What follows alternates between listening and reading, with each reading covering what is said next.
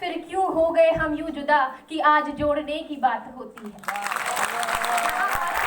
यहाँ आसाम की चाय और दक्षिण की मसाले विदेशियों को आकर्षित करती है, तो हिमालय में स्थित वैष्णो देवी में चढ़े नारियल की पूर्ति केरल और तमिल जैसे राज्य से होती है। फिर क्यों हो गए हम यूं जुदा जुदा कि आज जोड़ने की बात होती है, जोड़ने की बात होती है। A very warm good morning to one and all. Today I am here to speak on the topic connecting India geographically, economically and culturally.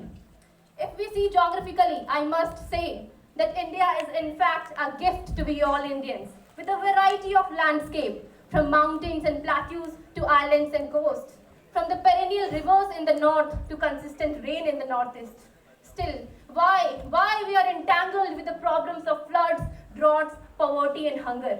This is where we need geographical connect to the reason which is high in production, to the reason where people die of hunger, to the state which promotes tourism, to the state which can promote investment.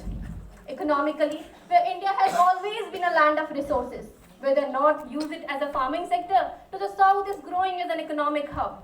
Still we see fear in the eyes of farmers and reluctance in the eyes of industrial workers, which calls to connect them directly where they can negotiate according to their benefit. We have humans as a big economic resource. These human brains must get connected across the India to explore the resources which is still untouched.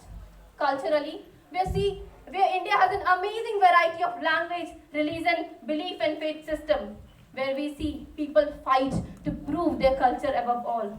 Friends, in praise of diversity, let's not forget our similarity and remind what the preamble says, we the people of India.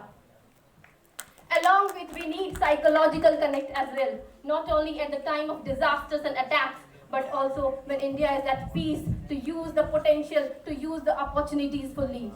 I'm